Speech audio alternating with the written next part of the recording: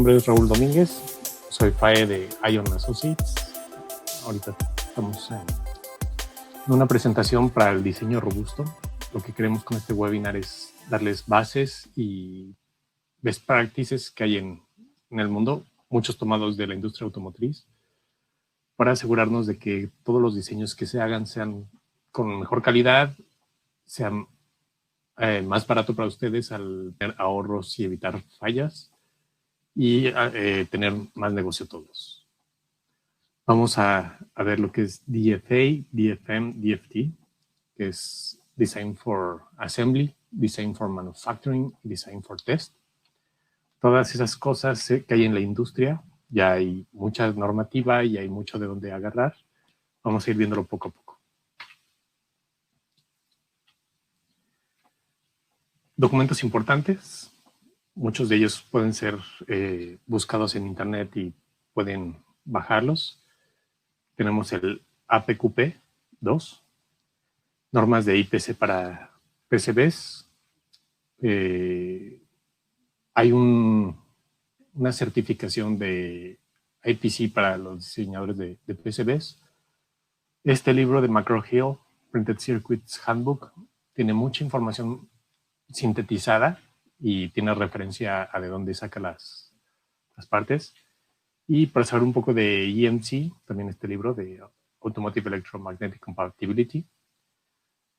No todo vamos a seguir la parte de automotriz, si no hacemos diseño automotriz, pero en general nos da un amplio espectro para poder saber qué hacer, qué buscar y qué implementar. Tenemos muchos estándares. Los primeros están se refieren a lo que es el PCB y las normativas para ensamble. Tenemos también para pruebas ambientales, tenemos para las UL y las normas mexicanas, también para que se utilizan, ¿no? Sobre todo ahí incluimos para fuentes de alimentación. Son algunas de las que tenemos que tener conocimiento y tarde o temprano vamos a ver. Comencemos con las fases de desarrollo. Muchos nos preguntamos, ¿cuántas fases debe de haber para tener un diseño confiable? ¿Qué debo de hacer en cada fase? ¿Hay herramientas para ayudarme? Bueno, la industria automotriz hace mucho tiempo implementó lo que es APQP. En este caso vamos a ver lo que es el APQP2, que divide en diferentes fases el diseño. Déjenme ver si puedo... Sí. Vamos a ver tres principales. Entonces, en la primera lo que hacemos es, tenemos el concepto, hacemos un proof of concept, a veces un prototipo para ver que funciona. Sin embargo, ya en la industria automotriz, en la PQP, el primero le llamamos Design Validation. Digamos que aquí en medio hacemos una validación del prototipo ya oficial, donde ya seguimos las normas para tratar de sacar un producto robusto, y hacemos una construcción, lo metemos a validación. ¿Qué es validación? Hacerle pruebas tanto electrónicas, hacerle pruebas de EMC, vamos a ver algunas de ellas, hacerle pruebas ambientales para ver qué problemas puede tener nuestro producto, en qué se está fallando. Lo monitoremos para ver si en algunos momentos se queda congelado, no me envía los datos que tenía que hacer, no se comporta como es debido. Entonces, la primera fase oficial es esta, DB. Ya que pasamos esa primera validación, vamos a ver otra que le llamamos PV, Process Validation, en donde ya tenemos el 80% hecho de la fase anterior y nos dedicamos a mejorar ahora sí que todas las cosas que salieron mal, incluyendo las mejoras para cuestiones mecánicas. Supongamos que tiene que ser de intemperie y tuvo ingreso de agua, o por tiempos no pudimos implementar de que se sujetara bien el PCB a la parte plástica. y muchas más. Entonces, vamos a tener esta segunda fase, normalmente es más corta precisamente porque ya tenemos casi todo diseñado y tenemos otra validación. Después de esta validación, podemos decir si nuestro producto en teoría ya debe estar listo para salir a producción. Se hace el pilot run, que se corren algunas piezas, se verifica que todo está bien y pasa a producción, ¿no? Que en producción tienen como 3 o 4 pequeñas fases para ver que la parte de ensamble está lista. Sin embargo, aquí nos estamos enfocando al diseño y tenemos estos 3. Quito el whiteboard. Listo. Entonces, les enseño un poco el APQP, lo podemos buscar en internet. ¿Qué significa Advanced Product Quality Planning? Es decir, planeación. Voy a darle un vistazo rápido. Nos dice, ¿no?, qué es lo que tenemos que ver, tanto para producción desde el floor plan, características, cómo tenemos que hacer los design reviews, revisar que tengamos este DFMEA, que es Design Failure Mode Epic Analysis, en donde desde el punto de vista electrónico y de producto, vemos qué puede salir mal. Por ejemplo, tengo un capacitor a reset de mi fuente de voltaje que va a mi luminaria. Bueno, ¿qué pasa si ese capacitor se rompe? Ah, bueno, queda un corto, el reset se va a tierra y ya no va a prender nada. Ah, ¿sabes qué? Si ese componente llega a fallar, todo mi producto va a fallar. Entonces le pongo un alto riesgo, lo califico y veo cómo puedo mitigar. Ah, bueno, para mitigarlo, puedo poner 2 capacitores en serie. Así si uno se rompe, pues está el otro y no tengo ese problema. O uso un capacitor con terminaciones flexibles para que sea más difícil que se rompa y cosas así. Entonces, es importante hacerlo, el DFMEA, para asegurar de que en campo tengamos contempladas todas las posibilidades de que falle el producto. Y las vamos a ver mitigado, y otras que no se puedan mitigar las podemos estar probando. Por ejemplo, puede ser una inspección visual o rayos X, etcétera. En fin, pueden bajar este documento que nos va a ayudar mucho a eso. Otra cosa que tenemos que déjenme apagar el whiteboard, que ver es el worst case análisis. ¿Qué hacemos con este? Por ejemplo, aquí puse un ejemplo, la corriente en el PCB. Bueno, no solo es, oye, ¿cuánto debe de medir mi trazo de ancho para que pase 1 ampere o 300 miliamperes? No, pues ahí tenemos que ver tanto el nivel de la corriente, cuánto es el grosor del PCB, cuánto es el cross-sectional area del trazo, es decir, cuánto cobre tiene el trazo, y tenemos que ver muchas otras cosas. O sea, no es una tablita de si vas a usar 100 miliamperes, usa 10,000, no. Tenemos que ver todas estas cosas. Y lo mismo va para todas las cosas de circuitos. Ese se llama Worst Case Circuit Analysis. Entonces, en esta técnica se toman todas las posibilidades de variabilidad de los componentes para calcular el desempeño. Incluimos el aging. Por ejemplo, tengo diseñada mi driver, ¿no?, que va a alimentar mi tracker. Entonces, veo cuál es el mínimo indispensable que requiere el módulo para funcionar. Ahí vemos que es 2.9 volts. Ok, entonces el peor caso sería 2.9 volts. Y luego, ¿qué pasa con la batería? ¿Qué pasa con los capacitores? ¿Qué pasa con las resistencias cuando se van degradando?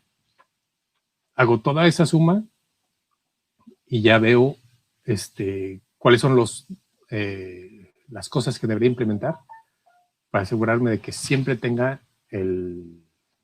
la funcionalidad. Estamos pensando, yo quiero que mi producto dure 10 años al menos.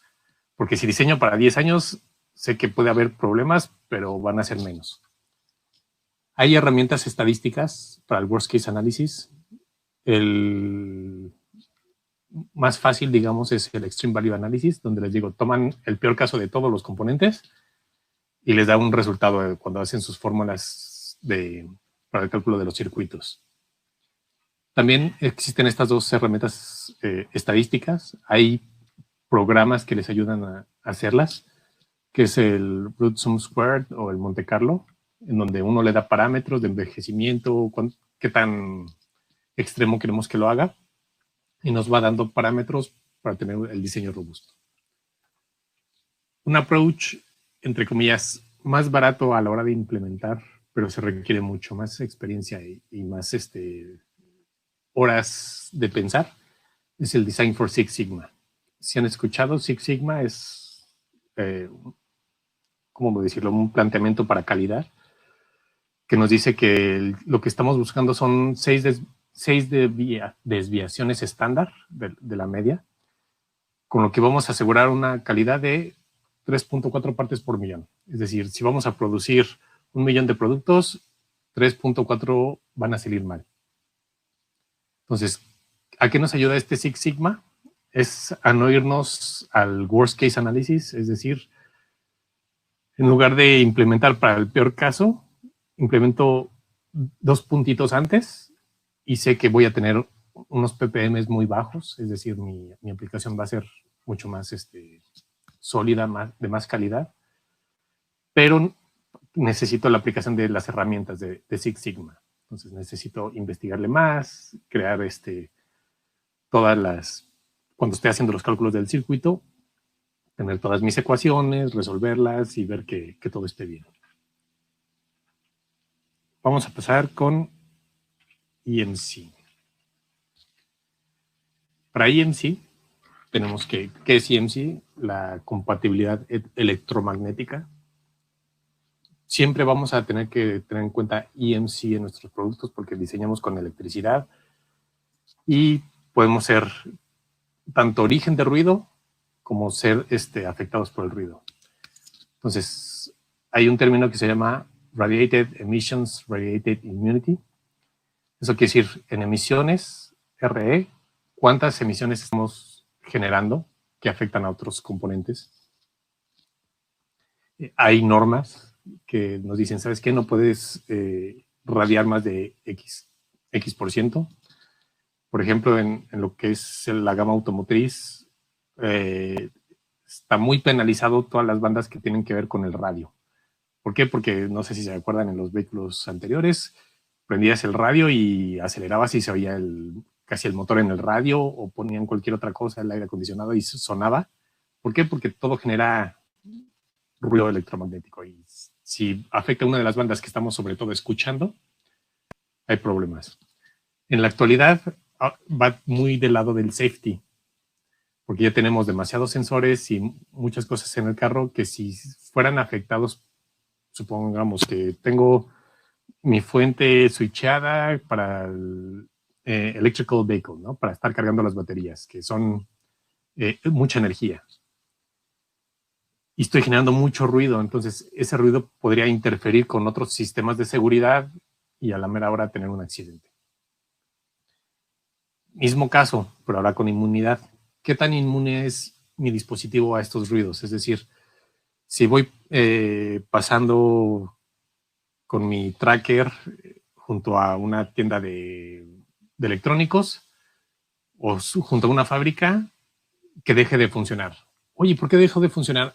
Y ya que nos ponemos a hacer el análisis, eso es que había una frecuencia que se está metiendo a tu circuito y está haciendo que se active MOSFET o BJT y por eso te está apagando la fuente. Así tenemos que tener las consideraciones. Hay pruebas en laboratorio que está para revisar todos estos parámetros, qué tan robusto es, qué tanto queremos que nuestro dispositivo sea inmune.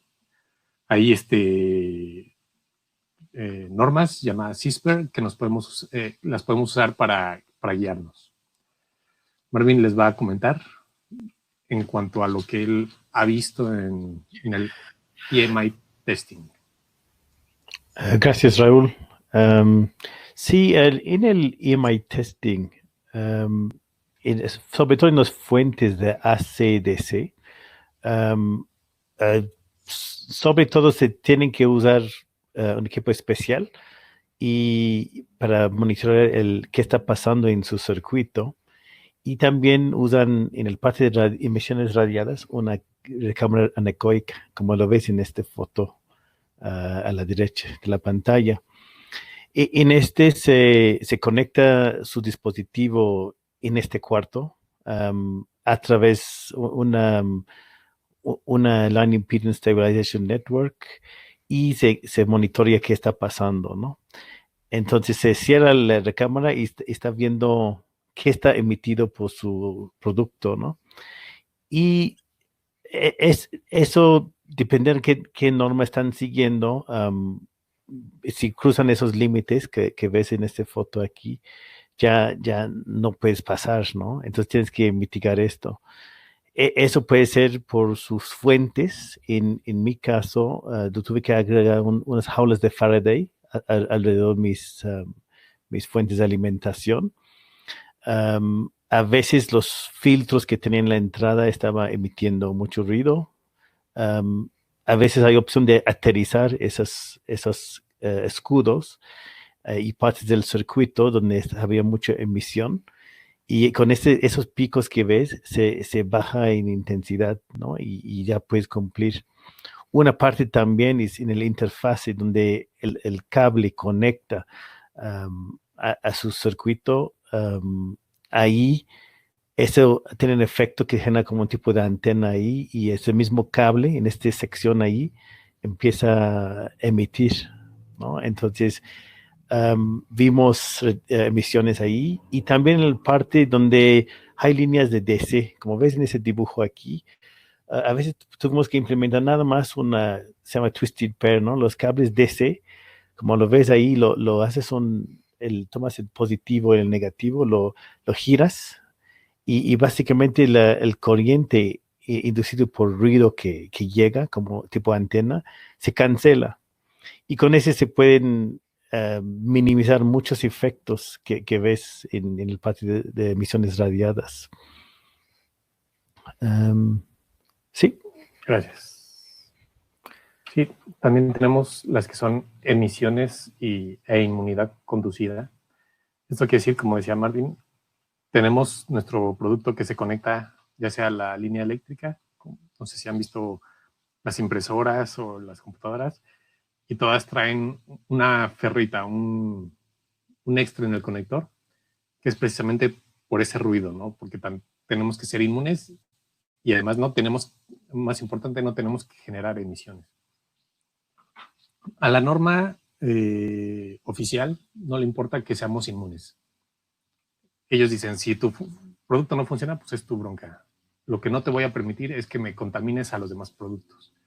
Entonces ahí es donde tenemos que tener cuidado de no estar enviando todas estas emisiones, porque si tenemos fuentes switchadas o alguna otra cosa que genere ruido, lo vamos a enviar por la línea eléctrica, o si lo conectamos a un USB a una computadora, lo vamos a estar enviando por ahí, y tenemos que asegurarnos de que no lo hagamos.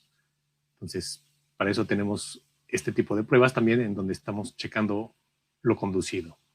¿Marvin? Sí, aquí en esta foto es un equipo que tenemos acceso a ese equipo.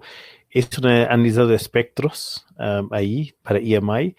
Ahí es el Line Impedance Stabilization Network. Eso permite que se conecta a la línea, pero no se mete todo el ruido de la línea. Entonces, ya nada más que vamos a ver es nuestro producto que está generando, ¿no? Entonces, varias empresas ya tienen eso in-house, otros usan laboratorios. Aquí ves un ejemplo que puedes ver, ¿no? En las varias frecuencias, hasta 30 megahertz.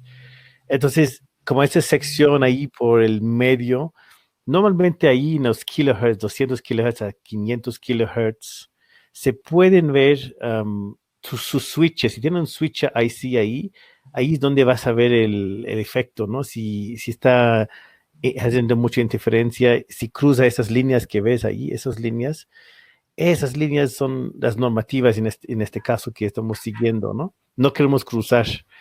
y lo checamos tanto el neutro como el vivo, ¿no? Después de esto vamos a las más altas frecuencias, ya estamos en esas secciones, llegando a los megahertz ahí. Normalmente tenemos que pensar en cable pickup, ¿no? ¿Qué cables tenemos ahí?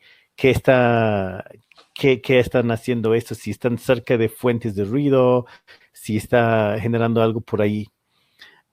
Y también muchos productos a veces pueden conectar a tierra física, a veces no. Y a veces en este tierra del ground line hay ruido también. He tenido que conectar ahí una ground line choke, ahí una snap-on ferrite para quitar esos efectos, ¿no? Y también en sus circuitos un common mode choke, ¿no? Para quitar el ruido uh, común en el circuito.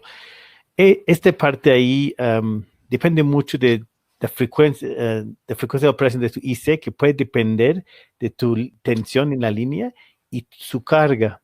Eso puede variar, entonces se tiene que checar durante todo el rango, ¿no? De su circuito si este comportamiento que ves en este dibujo sigue igual y que tus filtros sí sigue filtrando las frecuencias correctas, ¿no?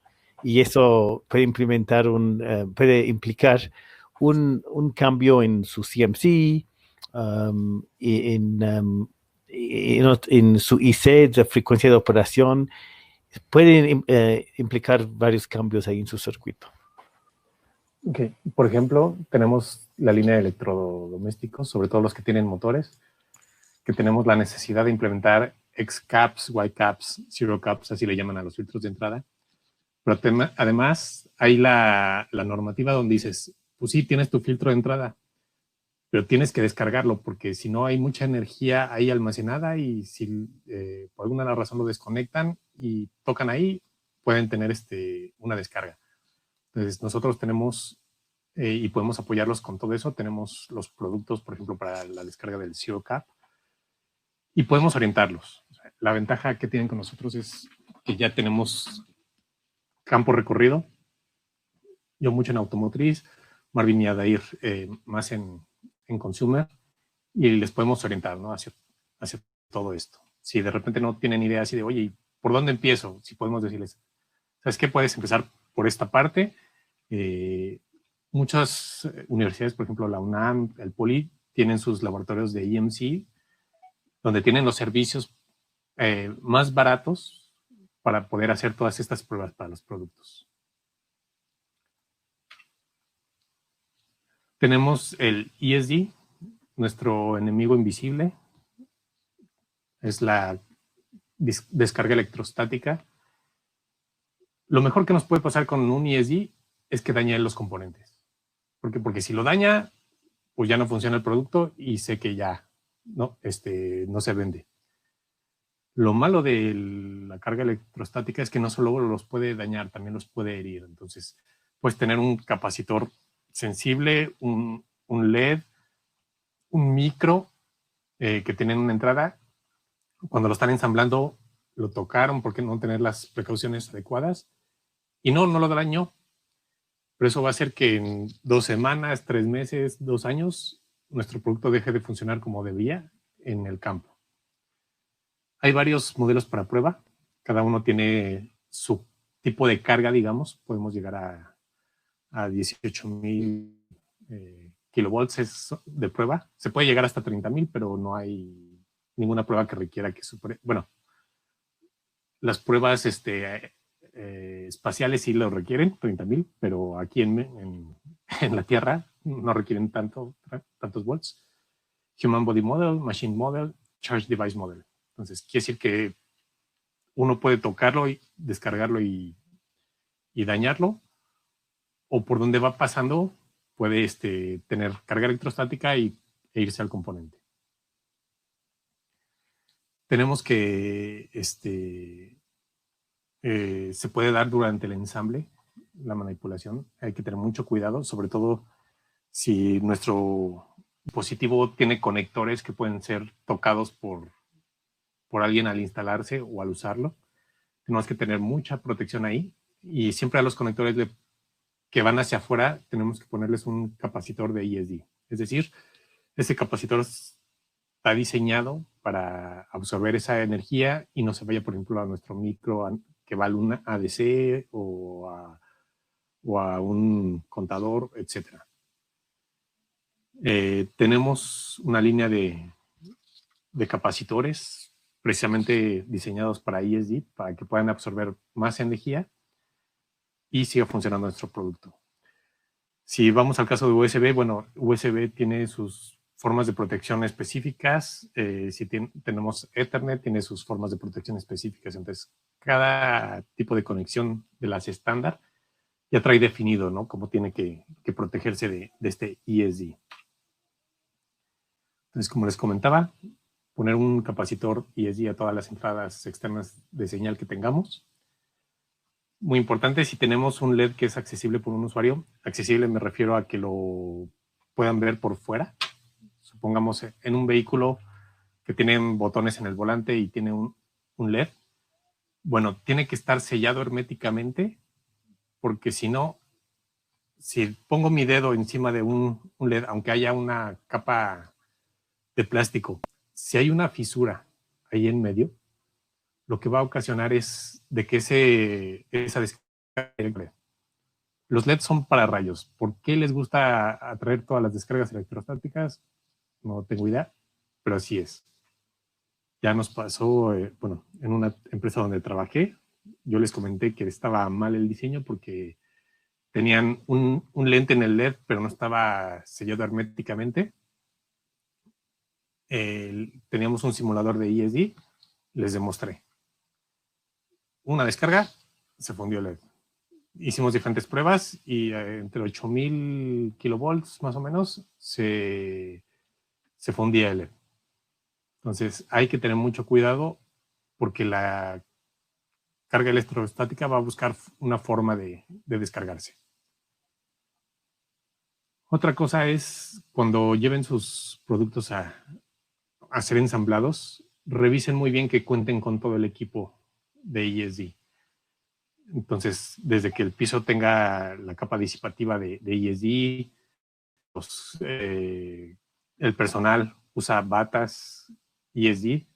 Son unas batas que tienen unos hilos para disipar la carga electrostática. Si usan pulseras, hay zapatos especiales o taloneras para evitar que cuando estén manipulado tu producto, que lo están haciendo, vaya a tener este error. Porque si desde ahí le estamos inyectando errores, en campo va a ser muy difícil encontrar qué es lo que está fallando.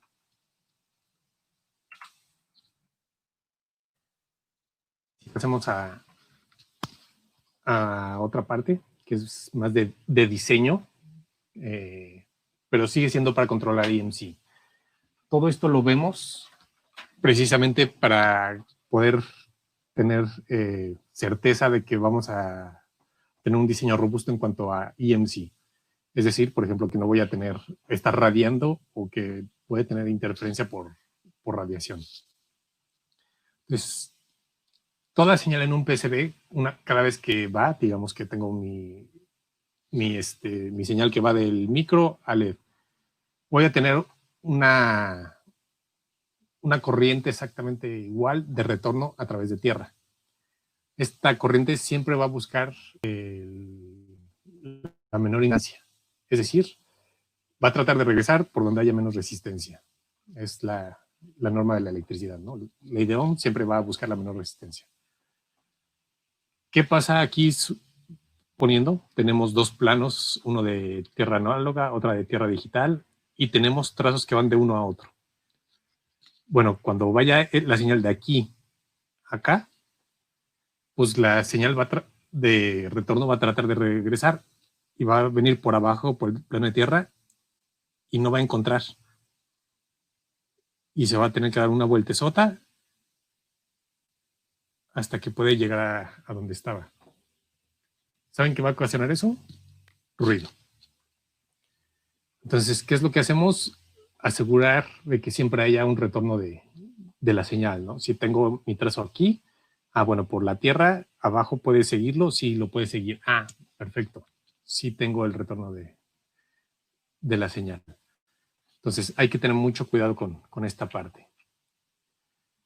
Como le dije, EMC tiene que ver mucho, todo, casi todo con tierra. ¿Cómo sugerirían que fuera un stack up, por ejemplo, de hasta 11 layers? Sería así. Y si se fijan, cuenten cuántas tierras tienen. 4, ¿no? Entonces, ¿qué tratas de hacer? Que siempre haya un plano junto a tu señal. Entonces, tengo señal, tengo tierra, tengo señal, tengo tierra. Ah, perfecto. Tengo power y ground, que eso me ayuda a tener un decople, que toda mi plano de power tenga su plano de tierra que lo esté siguiendo para hacer decoupling.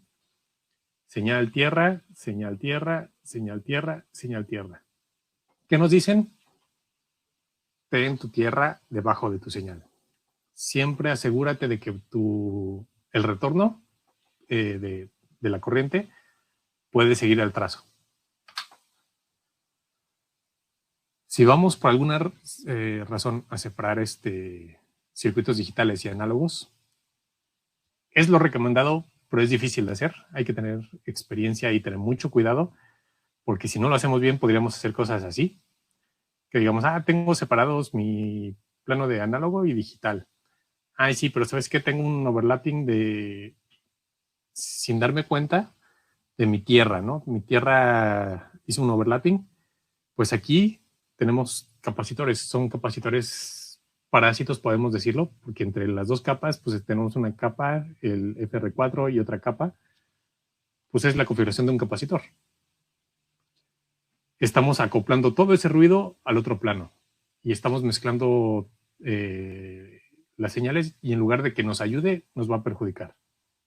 ¿Cómo deberíamos hacerlos? Asegurarnos de que están perfectamente separadas la parte análoga y la parte digital.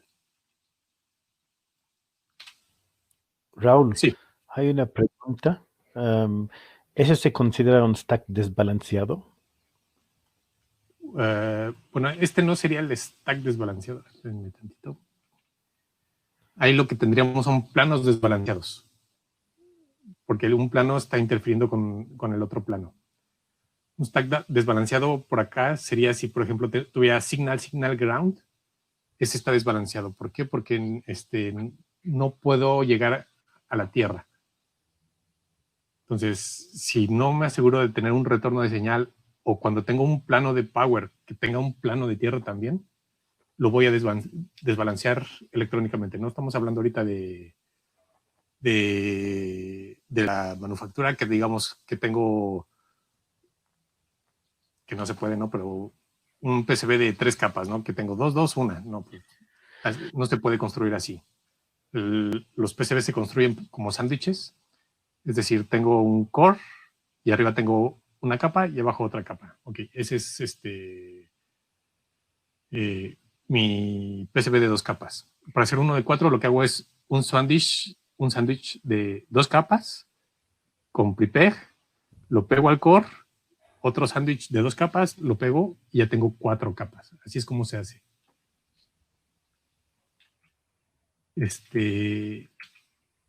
Si voy a hacer 6 capas, pues tengo que asegurarme cómo hacerlo precisamente para que esté balanceado, ¿no? En cuanto a espesores. Regresando a la separación de planos, óptimamente así es como se debería ver, ¿no? Si tengo mi circuito análogo 1 y mi ACDC a la parte digital, separarlo así. Como les digo, esto es complicado, es lo deseado, difícil de implementar, porque si aquí abajo llego a ponerle un trazo que va hacia acá, un conector, ya valió. De igual manera, es muy importante los capacitores de desacople, los bypass capacitors, decoupling capacitors. ¿Cómo debe estar un capacitor de decople? Lo más pegado al pin de IC, del microcontrolador o del circuito que estamos manejando. Y tenemos que tener sus vías muy cercanas. Si yo le pongo la vía entre los, ¿cómo se llama? Entre el capacitor y el integrado, pues estoy haciéndole un bypass a mi bypass capacitor, entonces ya no está funcionando. tengo que asegurarme de que sea este flujo, ¿no? De que toda la energía antes de llegar al IC esté pasando por el capacitor, para que el capacitor pueda absorber el ruido. Porque de lo contrario voy a estar alimentando en esta parte voy a estar alimentando el ruido por la parte de tierra. En esta parte también lo estoy alimentando por tierra porque aunque el capacitor tiene su desacople, estoy alimentando el IC por acá. Entonces, es muy importante, entre más cerca, mejor. ¿Alguna duda que tengamos extra hasta ahora? No, todo bien ahorita. Todo bien.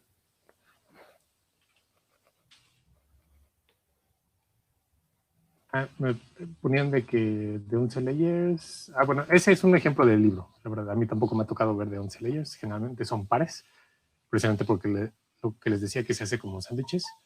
Pero ese era un ejemplo del libro nada más para hacer notar la importancia del ground. Ahora vamos con las partes de DFA y DFM. Vías. Entre más tamaños tenemos de agujeros, vamos a tener un PCB más caro. Entre más chiquito el tamaño, es más caro. Si tenemos blind vías o braid vías, va a ser más caro. ¿Qué es más fácil? Preguntar. Los manufactureros de PCBs, ellos no les interesa optimizar. Tú les das una receta y ellos van a seguir la receta. Si la receta está mal, a ellos no les importa. Pero puedes ir desde antes así, oye, ¿cuál es tu tamaño de vía estándar más económica? ¿Sabes qué? Es de 5000, es de 0.3 milímetros, 0.5 milímetros, 1 milímetro, no sé. Entonces, si vamos y preguntamos desde antes, ya sé qué es lo óptimo para mi diseño. ¿Por qué? Porque quiere decir que tienen su herramental diseñado y optimizado para esa vía. Drills. Incluyan los tooling holes en sus paneles. Si no saben qué es un tooling hole, ahorita lo vemos. Creen su estándar. O sea, si ya tienen alguien con quien trabajen ensamblando los PCBs, hablen con él para ver cuáles son los tamaños estándares que se le facilitan a sus máquinas. Obviamente, llevar las máquinas al extremo no es recomendable porque es más fácil trabajar cuando todavía tienes espacio de sobra, ¿no? Los millings es cuando hacemos un agujero, pero es oval, ¿no? Que mete la broca y empieza a hacer el taladrado. Todos los millings y los tooling holes deben estar libres de solder mask. ¿Por qué? Porque si no, cuando se esté haciendo el milling, va a haber el solder mask va a ser lastimado. Es decir, el solder mask lo que quiero es que sea una capa impermeable, pero si cuando va pasando el milling va a irlo dañando. Entonces, si voy a tener un milling, un slot donde voy a poder ajustar un tornillo, por ejemplo, tengo que asegurarme que no tenga solder mask. Muy importante, hagan sus dibujos completos. Asegúrense que tengan un drill chart que fue creado y que se encuentra en el dibujo del panel, donde se pueda ver rápidamente qué tipos de drills tienen. Tamaños es muy, muy importante. Eso lo vamos a ver más tarde como otra de las reglas. Y chequen cómo van a hacer la simulación de los PCBs. Hay quien usa el V-cut, que es hacer un ranurado para que sea cortado con una navaja. Se recomienda siempre el long blade. Existe algo que se llama pizza cutter, pero algunos expertos dicen, el pizza cutter es para pizzas. Estamos trabajando con PCBs, no con pizzas. Entonces, se hace el ranurado para que sea singulado. Entonces, este ranurado es derecho y bien, a la hora de separarlo, baja una navaja y lo separa. Tenemos el routing, donde supongamos que este logo es mi PCB. Entonces, yo ya tengo los millings prehechos, digamos, y solo está agarrado de 3, 4 puntitos. Entonces, a la hora de singular, ya que está ensamblado todo mi PCB, va a bajar la broca y va a terminar de cortar este pedacito, terminar de cortar este pedacito, terminar de cortar este pedacito. También existen los breakaway waves, lo que le llaman el mouse bites, que uno deja varios puntitos juntitos para con las manos o unas pinzas simularlo. Ese es el peor de todos, porque no es un proceso estándar, ya dependemos del manual, y cada cosa que hagamos manual es error que podemos introducirle a nuestro diseño. Raúl, tenemos otra pregunta. ¿Sí? Sobre el capacitor de desacoplamiento. En tus dibujos, si no se puede poner en paralelo pin a pin, ¿cuál pin lo pones más cerca del IC? ¿Potencia o tierra? No, pones el de la señal. Y para tierra Sí. tienes que ponerle una vía muy cercana. Déjenme regreso tantito. Aquí en este caso nada más estoy alimentando el BSC, ¿no? Supongamos que este es un pin de señal. Este es un pin de señal. Si es un pin de señal, lo que tengo que hacer es esto, ¿no? O sea, de mi pin de señal va al capacitor, de aquí va el trazo y puede que acá vaya a un sensor o otra cosa. Y tengo que ponerle la vía de tierra juntito. Esta es la forma, digamos. Este no es de desacople porque no es para BSC, pero si fuera para señal, que tengo que ponerle un filtro, así tendría que estar.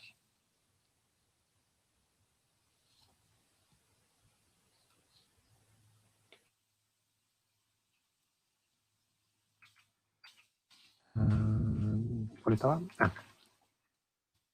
Terminaciones para el PCB, los terminados. Otra parte importante, muchas veces nos dicen, oye, ¿qué terminado quieres? No sé. Bueno, tenemos de los comunes el Hassel, Hot Air Solder Lever. Ese lo que haces es sumerges tu PCB en soldadura y después con una navaja de aire pasas y lo dejas todo parejito. Ese es el más barato. Sin embargo, como es una navaja de aire, no queda muy regular. Entonces, si van a tener algo que sea fine pitch se llama todo lo que sea menor a 0.65 milímetros, no es adecuado. Entonces, si van a tener algo que sea VGA, Ball Grid Array o fine pitch, no pueden usar este tipo de terminación. Ustedes pueden hacerlo si quieren, pero les va a dar problemas en producción. Tenemos el de los más finos, por así decirlo, el ENIG, Electroless Nickel Immersion Gold. Es más caro, sirve para fine pitch. Cada uno tiene su tiempo de vida en el rack, digamos, guardados. Nos dice Daniel que a ellos sí les funciona el Lead-Free Hassel con pitch de 0.5 milímetros. No estoy diciendo que no funcione, te estoy diciendo lo que dice la normativa y por qué no lo recomiendan. Hay muchos estudios que se han hecho, si quieres puedes verlo en el IPC, el por qué no se recomienda. Yo no estoy diciendo que no funcione. Uno puede hacer, como dije, lo que quiera. Simplemente, entre más de estas cosas tengas, menos errores vas a tener y más barato va a salir al final tu diseño. Lo que queremos hacerles ver es que hay estándares, ha habido mucho tiempo de diseño de producto, ha habido mucho tiempo de diseño de estándares y lo sugieren por algo. O sea, hay muchos estudios en IPC, sobre todo, pueden ver qué es lo que pasa. Hay compañías dedicadas a la consultoría que les puede enseñar qué pasa con un fine pitch con Hassel. Si por alguna razón no es muy controlado el Hassel, pueden tener errores de ensamble, en donde parece que tienes una unión de tu pin y en campo puede ser que tengas intermitencia. El ENIG es más caro, sirve para fine pitch, es lo recomendado para Ball Grid Array. Sin embargo, sí es más caro. ¿Por qué? Porque es oro. Tenemos OSPs, que es un Organic Solderability Preservative. Este sí sirve para fine pitch, nada más que tiene una vida corta en piso de producción. ¿Por qué? Porque es un compuesto orgánico. Entonces, una vez que se quita el sello del vacío, empieza a correr su timer. Entonces, entre más pasa, menos solderabilidad vamos a tener. Raúl, había otra pregunta ahí sobre el uso de feritas junto con capacitores de desacoplo para los circuitos integrados. ¿Lo has tocado ver? Sí he visto algunos, dependiendo que te recomienden el uso de ferritas.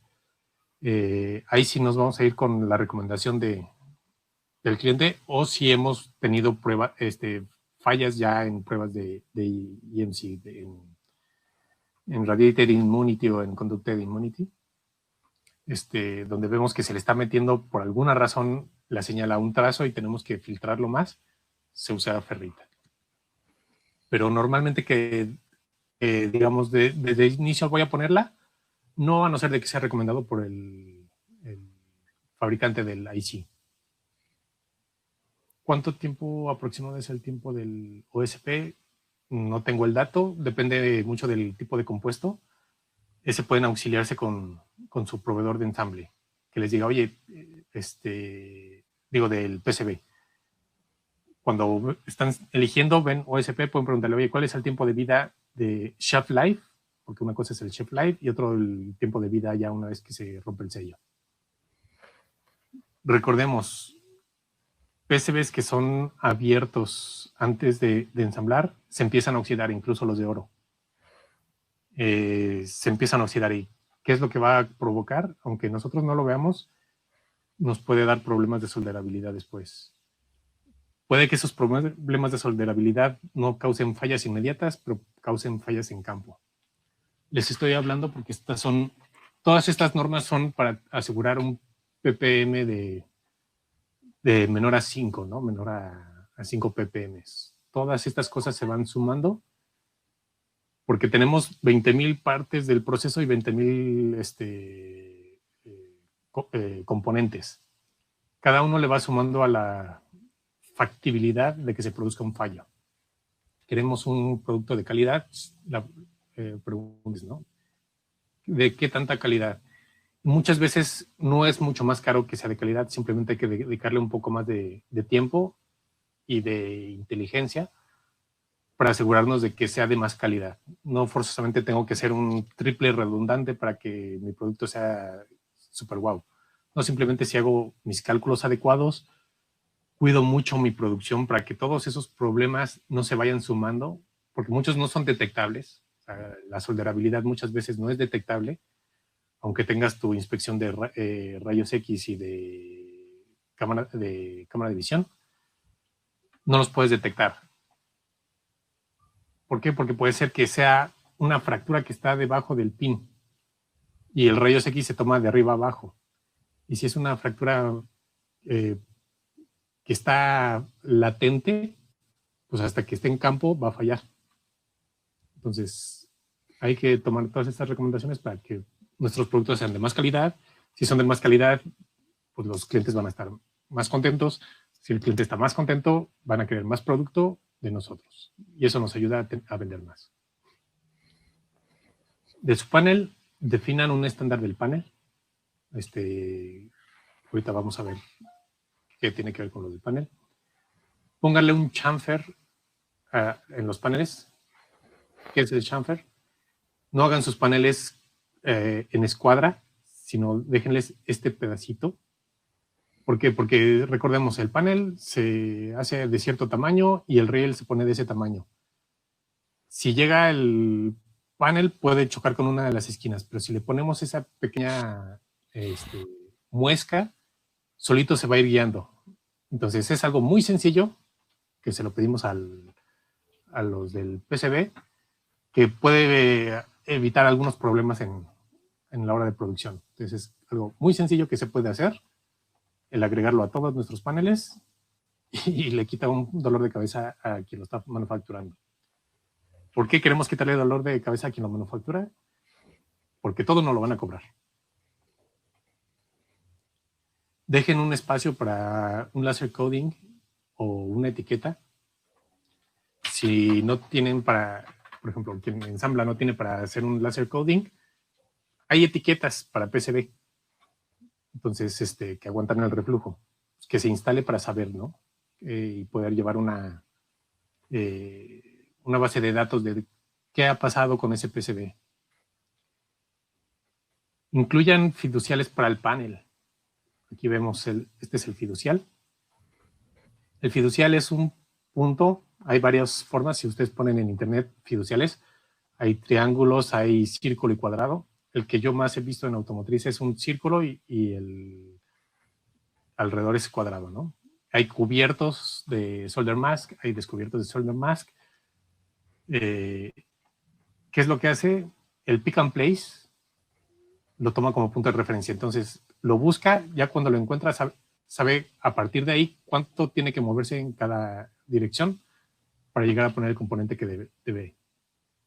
Este es el tooling hole, que va a servir, por ejemplo, cuando lo vamos a singular, muchas veces es más fácil tener aquí unos insertos metálicos que detengan el panel.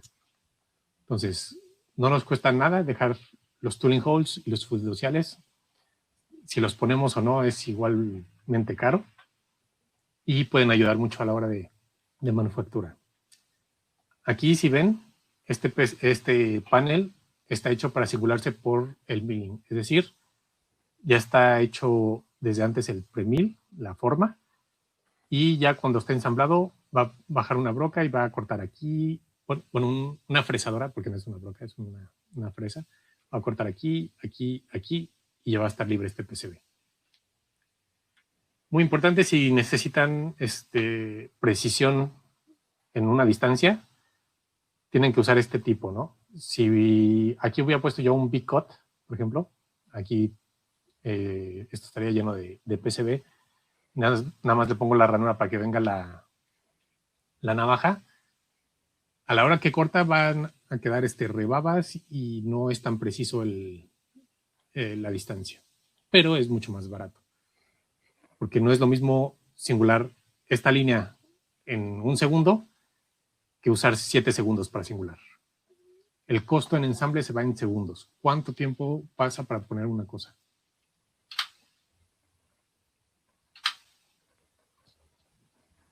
Ahora vamos a la optimización de paneles. ¿Qué es lo que queremos?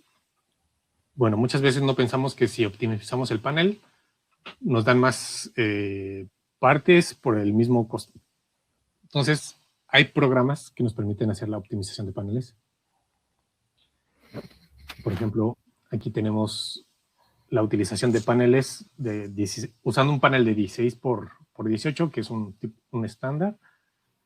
Cuántas partes caben, ¿no? Si lo movemos, es decir, acomodamos 3 PCBs horizontales y 2 verticales, nos caben 5. Comparado de que si meto solo verticales, habrían 4, ¿no? Entonces, ahí ya me cupieron más partes en un solo panel. Entonces, ya tuve un PCB en un panel. La optimización en dependiendo del tamaño del PCB, obviamente es igual, no hay rotaciones. Y en ¿no? Es 9 partes usando la optimización contra 8 partes. Pero, ¿qué creen? Lo importante no es optimizar el panel. Es más importante optimizar la hoja. Es decir, para fabricar los PCBs existen unos anchos de hoja determinados, como si dijéramos una hoja de triple de madera. Los PCBs ya vienen en esos tamaños predefinidos. Nosotros no lo sabíamos. Entonces, el chiste es ver de qué forma tengo más partes en la misma hoja. Y hay diferentes tipos de hoja. Entonces, usando unos programas que ya hay, yo, por ejemplo, trabajé con que se llama Quick Fit. Metes tus datos, ¿no? De cuánto mide tu PCB, cuántos son tus paneles, y te pones a hacer corridas y dices, oye, en la utilización es del 47.6. ¿Sabes qué? Me conviene utilizar este tipo de arreglo y este tipo de panel. Entonces, yo no decidir tanto el panel, sino que el programa decida de los paneles estándar que tengo, cuál me conviene usar para tener más partes. ¿Por qué? Porque me van a cobrar lo mismo esta hoja por 120 partes que esta hoja por 90 partes. Entonces, el PCB va a salir más barato sin que yo me dé cuenta. Y esto no lo dicen nuestros proveedores de PCB. Si yo le digo, este es lo que quiero que hagas, ellos lo van a hacer. Si desperdician el 80% del panel para hacer lo que yo quiero, a ellos no les importa, ellos están cumpliendo, ¿no? Dándome lo que yo quiero. Entonces, ustedes pueden buscar Panel Optimization, software, y hay varios, ¿no? En Internet. Jueguen con ellos, vean qué es lo que pueden hacer. Algunos te dicen qué tipos de hojas hay. Antes de que vayan a cotizar, confirmen de que ese tipo de hoja lo tiene ese proveedor de PCB. Porque no vaya a ser que yo haya utilizado esta hoja de, por ejemplo, 1 por 2 metros y el proveedor con el que estoy cotizando no lo tiene, ¿no?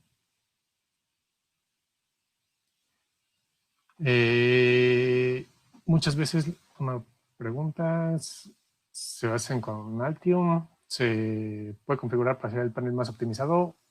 No, esos programas no traen para optimizar el panel. Precisamente por eso tenemos que usar un programita extra para yo cargar esos datos ya que los conozco en Altium o en Eagle o en Mentor Graphics o en el que esté utilizando, ¿no?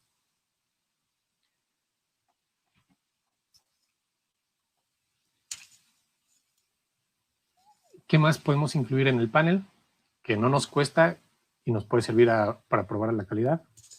Un área para probar el grosor, para ver que realmente estamos recibiendo lo que pedimos. Que los fiduciales estén a 5 milímetros de la orilla. Probar boards, los identificadores, marcar los ejes en el dibujo. Si usan un solder wave, indicar con una flecha cuál es la dirección. Y otras cosas más. Y creo que ya me largué. Vamos a pasar rápidamente a recomendaciones. Usen el Coplanar Wave Guide. Cuidado con la migración. Cuando existen dos áreas no cubiertas de cobre que no está cubierto y llevan voltaje constante, hay electromigración. El solder más a 0.5 milímetros de borde. Chequen cómo se van a depanelizar, ya lo dijimos. Cada uno tiene sus componentes. Si van a tener componentes de MSL3 que sean sensibles a la humedad, pónganlos en el segundo reflujo, porque no sabemos cuánto tiempo va a estar entre un lado y el otro en piso. Si tienes componentes altos, checa para el sistema de visión, dejar un espacio de 1.2 veces la altura para que pueda revisar las conexiones. Todas las líneas de reset, pónganle un capacitor cercano. Los componentes altos en Wave Solder, identifíquenlos y tienen que darle su keep out porque hay que poner sobre todo 6 Selected Solder Wave. Pónganle estas identificaciones al PCB. Yo sé que muchas veces no caben, pero conviene tener de menos el número y versión del PCB y un fiducia local. Todo lo demás es recomendado, pero hay veces que por tamaño no se puede. Test points. Recuerden que hablamos de Design for Test. Intenten tener el 100% de test points. Si algunas veces no se puede, usen test vías, que es una vía que tiene un espacio más grande, ¿no? Para poder usarlo como test points. Distribuyan los test points en todo el área, porque supongamos que toda mi pantalla es el PCB y si solo tengo test points en esta área, cuando vaya a probar, se va a doblar mi PCB. Entonces traten de distribuirlo en general por todo el PCB. No lo pongan muy cerca de otro pad descubierto porque a la hora de hacer pruebas puede haber un error y estar probando donde no debemos. Y si van a programar con test points, todos deben de estar del mismo lado. Design for Manufacturing. No hagan trazos a 90 grados. Eliminen trampas de ácido. Aquí se ve. Trampas de ácido es ángulos menores a 90 grados. Se queda atrapado el ácido cuando se hace la limpieza de la fabricación del PCB y sigue comiendo el ácido, ¿no? Entonces nos puede dar problemas. El cobre debe estar balanceado. Vemos que está completamente desbalanceado. Entonces, como va a tardar más un área que el otra, voy a tener problemas para todos mis trazos. Se los va a empezar a comer de más. Entonces, tiene que estar balanceado. Si ustedes ven una imagen de su PCB, tiene que verse balanceado. No debe verse un área así. ¿De qué depende de colocar sí o no la etiqueta de ROS en el PCB? Bueno, de que nuestro PCB y nuestros productos fueron seleccionados ROS. Todavía no hay nada mandatorio fuera del ramo automotriz de que sean LED free o ROS. Sin embargo, el empezar a cumplir con eso nos va a ayudar, ¿no? Porque podemos decir que nuestros productos están tomando en cuenta el ambiente, el medio ambiente, la ecología. Otra cosa, eliminen copper slivers, es decir, todos aquellos trazos o cosas que sean de menos de 4 mils. Si vamos aquí entre trazo y trazo, queda como que un pelito. Esos son muy fácil que se separen y causen cortos. Cuando hagan sus fills, eliminen las antenas. Por ejemplo, si se fijan, aquí entra este pedacito, es una antena. No tiene por qué estar ahí. Aquí tengo otro. Y eliminen también las islas, ¿no? Porque aquí tengo una grandota que llega y no se conecta, ¿no? Entonces, aquí lo que me conviene es muevo esta vía y ya se podría conectar. Entonces, no dejen partes flotando. Así como eliminamos los slivers de cobre, eliminen los slivers de solder mask, porque también se pueden desprender y nos causan problemas. Cuando tengan trazos muy juntos a los pads, tienen que decir que el solder mask debe ser más preciso. Y porque si se llega a mover, vamos a tener cobre descubierto donde puede haber un error, ¿no? Un cortocircuito de soldadura. Start vías. Aquí tenemos 3 vías y si se fijan, tiene esta parte, pero ninguna de las dos está conectada. Importante, no hagan flooded a los pads. Déjenle sus thermal reliefs, porque eso va a facilitar un ensamble correcto. Cuidado con los drills duplicados. A veces no nos damos cuenta y tenemos 2 drills en el mismo espacio. Eso lo podemos ver con nuestra tabla del drill chart, contando cuántos agujeros tiene y contamos físicamente, y si tenemos más cuenta de los que vemos físicamente, quiere decir que alguno está repetido. Eso provoca que se rompan las brocas y nos lo van a cobrar.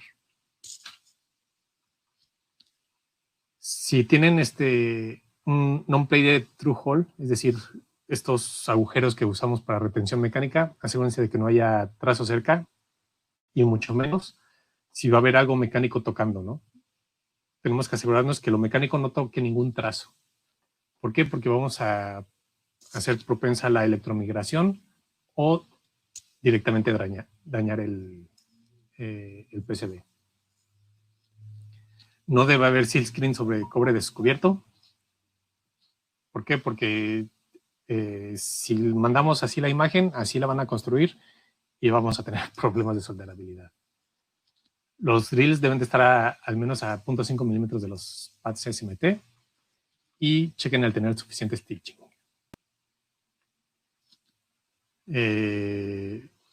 Pasemos a Marvin. Consideraciones rápidas, por favor, para... Sí, nada más, sí, en unos circuitos que yo hice, ahí me tocó temas de la selección de componentes. Tenía una voltage rating, ¿no? De 90 a 240 en las partes ahí. Después lo quería operar a más altas tensiones. Entonces cambié el conector, pero también me pasé, no mover las pistas. Entonces me acordé después, ok, pues ahí tenemos un MOV también y los pads ahí están cerquita. Entonces si estoy moviendo el conector para tener más espacio entre la tierra y el neutro y el vivo ahí, pues también lo tengo que considerar dónde están estos otros componentes, ¿no? Si también lo tengo que mover, y en este caso lo tuve que mover esas pistas, ¿no? Entonces, sí, es algo que se pueden permitir temporalmente, pero en el repass se tiene que cambiar, ¿no? Su asesor se pueden comentar en esas cosas en sus certificaciones. El siguiente. Sí, tenemos diseño de referencias en líneas que manejamos de switchers.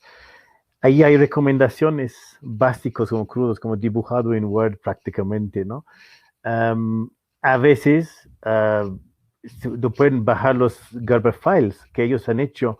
Muchos elementos que mencionó Raúl, los errores, las antenas, cómo han metido el copper fields alrededor de las cosas.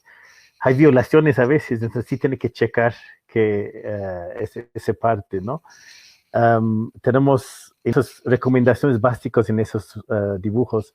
Mete el AC en un lado, desde el otro lado, deja una sección en medio que está como por el transformador y el optocoplador, para que está aislar los dos circuitos, ¿no? Um, Checa dónde pasan sus líneas de control, si está pasando por una pista o plano de cobre de un MOSFET. En mi experiencia ya falló AMI por una pista, entonces él tuve que recortar y meter un cablecito ahí y ya pasé en mis pruebas, ¿no? Y a veces estamos viendo que la gente está ahorrando en costos, combinan quitando disipadores con disipación de calor a través planos de cobre, ¿no? Entonces estamos viendo esas cosas también. Ok. Um, Raúl lo mencionó mejor, de hecho, sí, si tienen dos capas en un PCB sencillo para un PSU, igual ahí estás formando unos capacitores, ¿no? Entre los pistas y planos o pistas y pistas, ¿no? Y esos pequeños capacitores igual no te afecta. En mi caso, por no cuidar unas pistas ahí, en alta frecuencia lo vi, mi waveform, mi pulse train ahí que tenía, se modificó, las esquinas, las altas frecuencias, digamos que se modificó, vi un poco de jitter cuando cruzaba un plano ahí igual se pueden vivir con esos o igual lo pueden mejorar, ¿no? Entonces, si hay tiempo, siempre se pueden considerar qué tienes arriba, qué tienes abajo su tarjeta y moverlo en un repass, ¿no? Para ver si se mejoran las cosas. Y en este que lo mencionó anteriormente también, usamos vías, planos de cobre, soldadura para fabricar un disipador de cobre en las tarjetas, ¿no? Y igual, si vamos a hacer esas cosas, ya estamos combinando funciones, ¿no? Moviendo corriente y disipando calor. Y ahí tenemos otras señales alrededor del circuito. Entonces tenemos que cuidar un poco más, que no olvidamos que esto tiene multifunción, ¿no? Que no estás pasando señales y cosas que ver con el control para que pensamos que es un disipador de calor, pero realmente también tiene un corriente switchando ahí también. Entonces tenemos que también tener nuestros board constraints en nuestro archivo, no olvidar las funciones que tenemos ahí. También que me tocó, a veces, si esas pistas, lo podemos ver que están radiando, ¿no? Tienen su campo EM, ¿no? El electromagnético ahí generando por unas pistas. También tenemos nuestros transformadores que generan campos alrededor, ¿no? Y usan una ferita ahí. Tenemos unos gapped cores, ¿no? Núcleos con espacios ahí. Um, a veces lo dejamos el espacio alrededor de los magnéticos libre y a veces no. Sabes que lo voy a poner en pista por ahí, no me pasa nada. Y sí se puede hacer, yo he hecho. Pero el también tiene que ver a veces el standoff, qué tan alto es el componente, tu transformador, igual para que no se viola una norma ahí y que no hay riesgo de incendio, así no estás rompiendo reglas de aislamiento. Pero igual, si eso es importante, ese señal o esa línea, pues igual estamos ya acoplando esos campos, ¿no? Tenemos que pensar en esto. El siguiente, por favor. Somos Ion Latam. Nosotros les ayudamos con la consultoría para sus dispositivos. Hemos hecho reviews tanto para las partes de antenas, para módulos de comunicación, para la parte de las fuentes.